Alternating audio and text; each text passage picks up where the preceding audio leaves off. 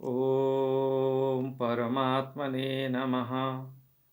नारायणं नमस्कृत्य नरं चैव नरोत्तमं देवीं सरस्वतीं व्यासं ततो जयमुदीरयेत्। गुरुर्ब्रह्मा गुरुर्विष्णुः गुरुर्देव महेश्वरः गुरुर्साक्षात् परं ब्रह्म तस्मै श्री गुरुवे नमः।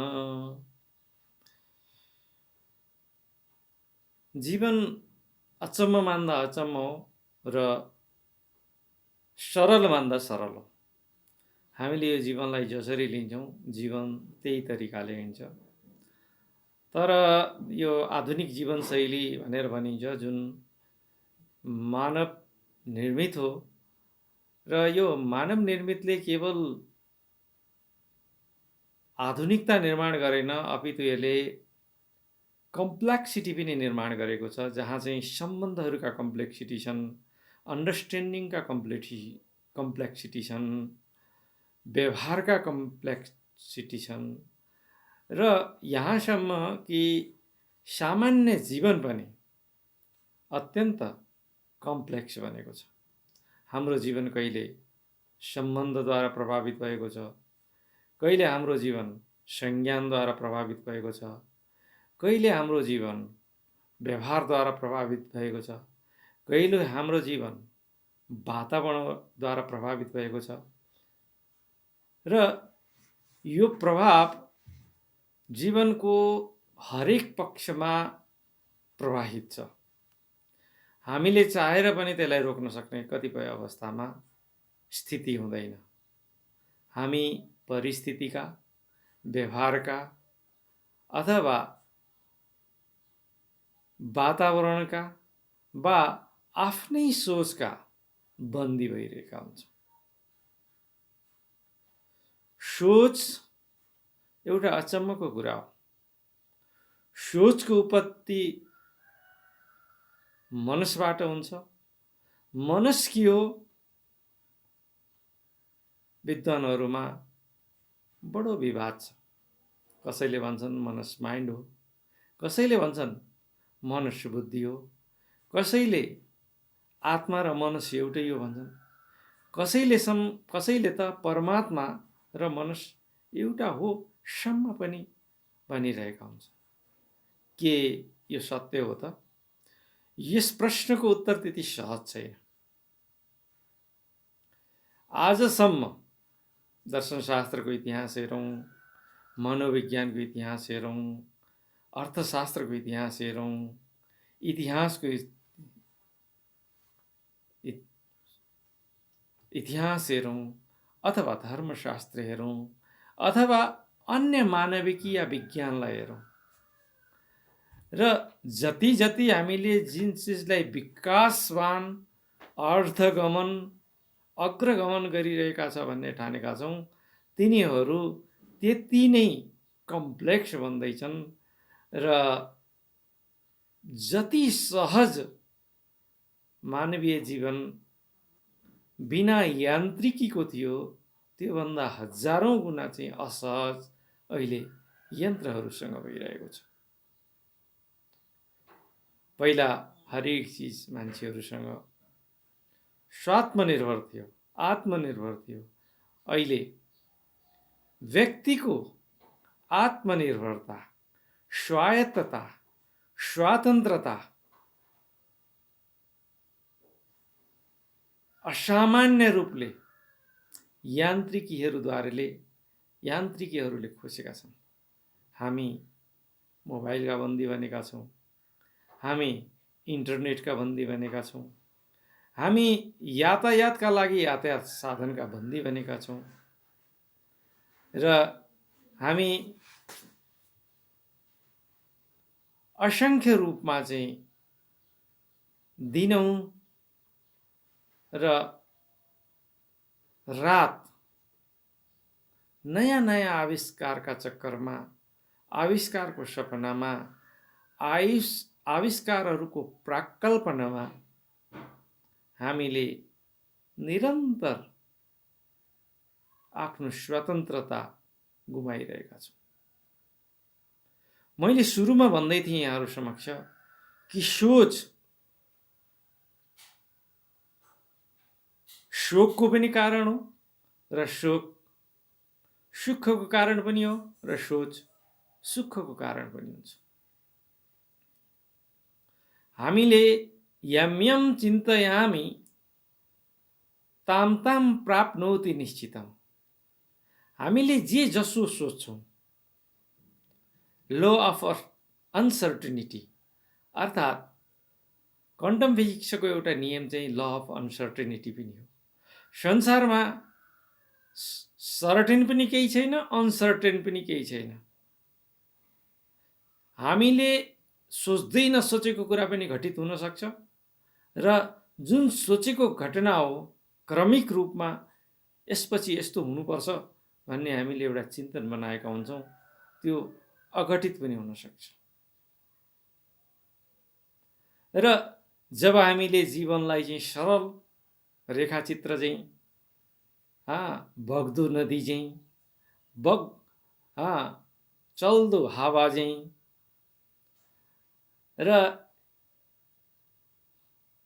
स्वच्छन्द आकाशको शुद्धता चाहिँ जीवनलाई लियौँ भनेदेखि त्यो जीवन त्यति नै प्रभावशील, त्यति नै सरल, त्यति नै सहज र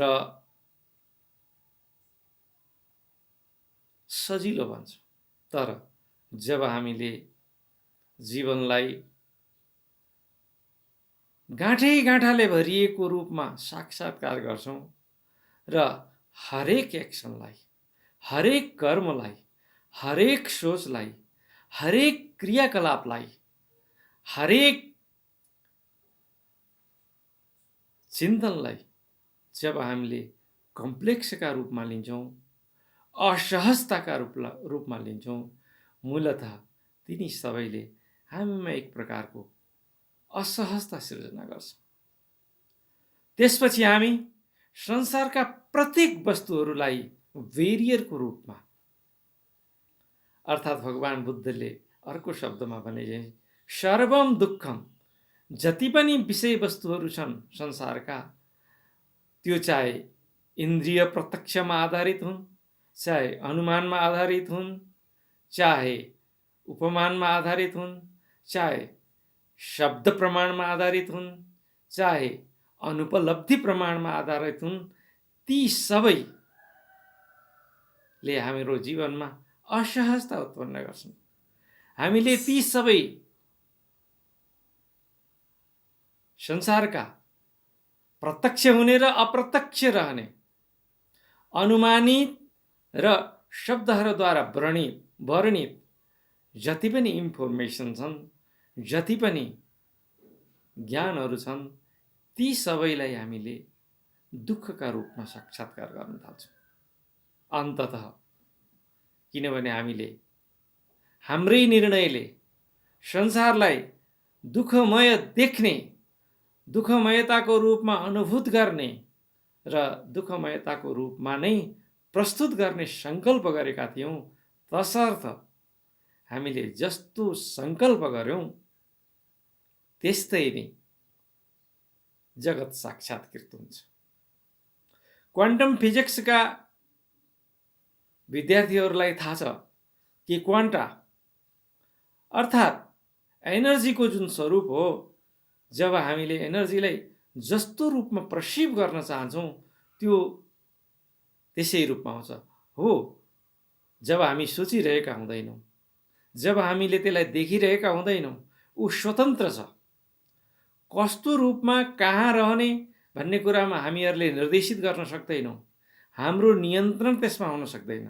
तर बग्दा प्रकाश कणहरूलाई एउटा दृष्टिकोणले हामीले खण्ड खण्डका रूपमा, अणु अणुका रूपमा चाहिँ साक्षात्कार गर्न सकिरहेका हुन्छौँ भने तत्कालै जब हामीले सोच्छौँ कि होइन अणु चाहिँ प्रवाहशील छन्, यो वेभ हो भनेर सोच्न साथ अणुहरू क्वान्टाहरू वेभमा रूपान्तरित हुन्छन् र तिनी रूपान्तरणको अर्थ चाहिँ के हो भने तिनीहरू भन्टाहरू अनसर्टेन छन्। ल छ तर ल नै अनसर्टेनिटी हो। हामीले जसरी सोच्छौँ मानवीय मस्तिष्कले तिनीहरूको साक्षात्कार, तिनीहरूको अस्तित्व त्यसै रूपमा उदाउँछ। जब हामीले सोच्छौँ कि संसार दुःखमय छ, जीवन दुःखमय छ, कष्टै कष्टले भरिएको छ, जन्म पनि दुःख हो, जीवन पनि दुःख हो, मरण पनि दुःख हो, सान्निध्यता पनि दुःख हो, कर्म पनि दुःख हो, त्यसपछि सम्पूर्ण जीवन दुःखमय भन्छ। किनभने हामीले निर्णय गरेका छौँ कि जीवनलाई मैले उपरान्त दुःखमय पर्सिभ गर्नेछु। कहिलेकाहीँ जब जीवनलाई हामीले दुःखमय पर्सिभ गर्छौँ र त्यो दुःखमा मात्रै, त्यही दुःखभित्र पनि हामीलाई सुखानुभूतिको अनुभूति हुन थाल्छ। अर्थात् यो कम्प्लेक्सिटी के हो भने यो दुःख हुनु नै मैले त्यसलाई सुखानुभूतिको रूपमा लिन्छु। यो जुन प्याराडाइम छ, एक प्रकारको यो डिलेममा छ, एक प्रकारको उहापोह छ, एक प्रकारको यो फोल्स विश्वास जुन छ,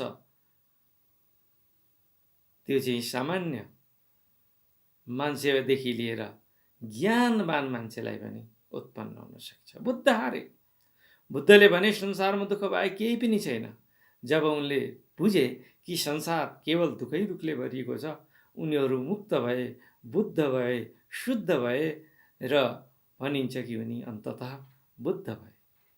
दुःखको संज्ञानले बुद्धलाई बुद्ध बनायो। यदि आचार्य शङ्करलाई हेर्नुभयो भनेदेखि आचार्य शङ्करले अणुरणीयान महतो महीयान, उहाँको सोच नै त हो नि, त्यो सोचको जादु हो। उहाँले भन्नुभयो कि म र संसारका बीचमा कुनै प्रकारको पनि अवरोध छैन, म त्यही हुँ जुन संसार तत्त्वले बनेको छ, जुन तत्त्व संसारले बनेको छ, जुन तत्त्वमा आधारित संसार छ। अर्थात् म परम ब्रह्मको, परमात्माको अंश र अंशी, अर्थात् अंश अंशी, अर्थात् समग्र परमात्मा नै मै हुँ। त्यति बेला बुद्धले देखेको दुःख सदाका लागि निवृत्त हुन्छ।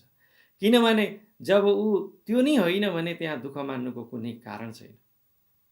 यसरी हामीले जसरी सोच्छौँ जीवनले त्यही बाटो लिन्छ। हामीले जसरी आफूलाई पर्सिभ गर्छौँ, यदि हामीले ठान्छौँ कि यो जीवन चाहिँ सुखै सुखले भरिएको छ, एक घुट पानी खाउँदा, एक घुटको पानी खाँदा पनि चिसो जान्छ, जीवनलाई अमृतदायिनी शक्ति प्राप्त हुन्छ। तपाईँले सोच्नुहोस्, त्यो पानीको जुन घुट छ, घुटको छ, त्यो अमृतदायिनी भनेर आउँछ। अगाडिको मान्छेले तपाईँलाई हेर्छ, अगाडि मान्छेको जब तपाईँलाई देख्नुहुन्छ, ओहो परमात्माले कस्तो अचम्मको, कति सुखी, कति आनन्दमय, ज्ञानवान प्राणीको सृजना गरेको छ र मलाई साथी दिएको छ, र आहा भलै मेरो त्योसँग इन्ट्राक्सन नहोस्, तर त्यो म जस्तै यो भन्ने जब साक्षात्कार गर्छौँ हामी, त्यति बेला यो सोचको जातुले हामीलाई चाहिँ अनन्त जीवन दिन्छ, सुखको संसार गराउँछ। त्यही भएर यदि संसारलाई हामीले दुःखमय देख्ने भनेर निर्णय गरेका छौँ भनेदेखि संसारमा दुःख बाहेक अरू केही देखिन्न।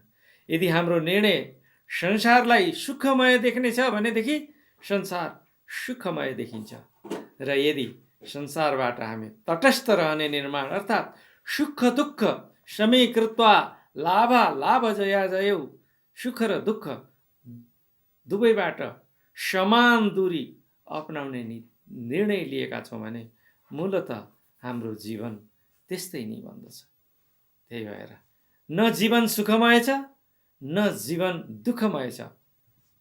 असलमा प्रकृति निर्मित जुन जीवन हो त्यो चाहिँ सरल छ, सहज छ, र यसलाई